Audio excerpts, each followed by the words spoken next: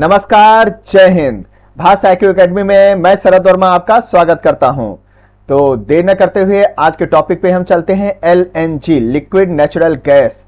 एक तरफ तो युद्ध चल रहा है और युद्ध में LNG ने अपनी गुणवत्ता को साबित करते हुए अपने शस्त्रों के साथ आज वो तैनात है, यानी कि कुछ उसी का भी मुद्दा चल रहा है। वो कैसे, चलिए आज उसी के बारे में हम आपसे चर्चा करते हैं।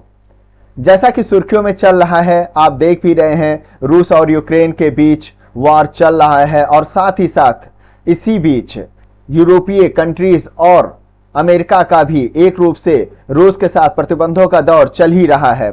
तो इन्हीं प्रतिबंधों के बीच में रूस ने यूरोप को प्राकृतिक गैस की जो आपूर्ति होती है, जो उनको सप्लाई कर रहा है, जो उनको एक्सपोर्ट कर रहा है, उसको अब कम कर दिया है। अब जब प्राकृतिक गैस की एक्सपोर्ट ही उसने कम कर दिया है, तो फिर जो यूरोपीय देश हैं जो कि मजबूर हैं, अब क्या करें भाई, इस गैस के बिना तो काम करना मुश्किल है। तो उन्होंने क्या किया, अन्य वैकल्पिक स्रोत को खोजना स्टार्ट कर दिया।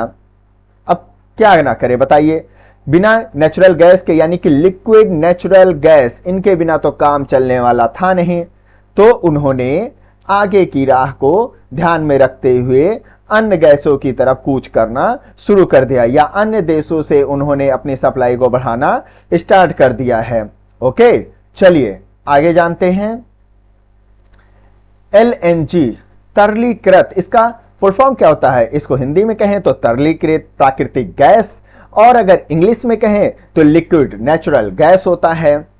और इसके बारे में हम कुछ पॉइंट आपको आज बताने वाले हैं। ये मेथेन होता है गैस, या मेथेन को एथेन से मिक्स करके फिर अशुद्धियों को दूर करके इसको तैयार किया जाता है। ओके, और फिर इसे गैस की अवस्था में है तो इसको -160 डिग्री सेल्सियस तक इसे ठंडा किया जाता है और फिर इसे लिक्विड में बदल दिया जाता है। गैस को लिक्विड में बदल दिया जाता है। फिर क्या होता है, ये 600 गुना कम जगह ग्रहण कर रहा होता है।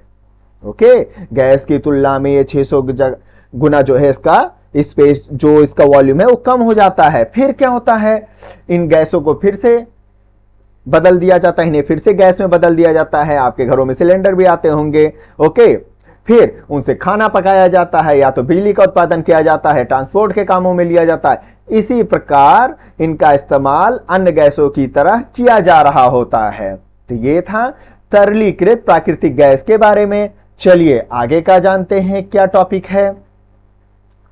नतीजा क्या, फिर जैसे कि ये मुद्दे चल रहे हैं, उधर उसका भी शस्त्र तैनात है LNG का, लिक्विड नेचुरल गैस का, वो भी तो हम कहेंगे, वो भी युद्ध में भाई मुद्दा उठ रहा है तो उसके भी अपने शस्त्र हैं। यही शस्त्र है कि अपनी उपयोगिता वो साबित कर रहा है।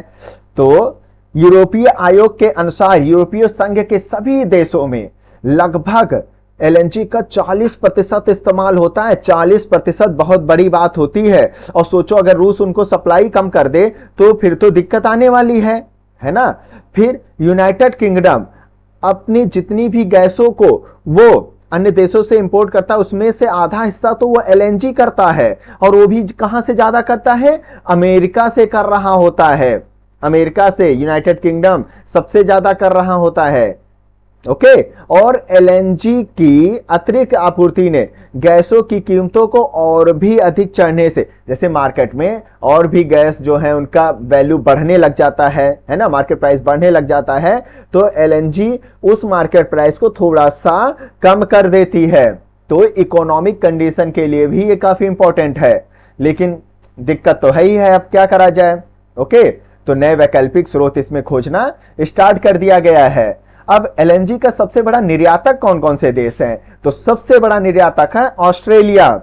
याद रखिएगा, मोस्ट इंपॉर्टेंट पॉइंट है, सबसे बड़ा निर्यातक है। फिर इसके बाद दूसरे नंबर पे आता है कतर, फिर आता है अमेरिका, और चौथे नंबर पे आता है मलेशिया। तो इसी के साथ हो गया LNG का यहीं पर समाप्ति। चलिए नेक्स्ट टॉपिक, एक नए इंटरेस्टिंग टॉपिक के साथ मैं शरद वर्मा आपके सामने उपस्थित होऊंगा। जय हिंद, जय भारत। प्लीज हमारे चैनल को सब्सक्राइब करिए, लाइक करिए और बेल आइकन को जरूर दबाइए। ओके, जय हिंद।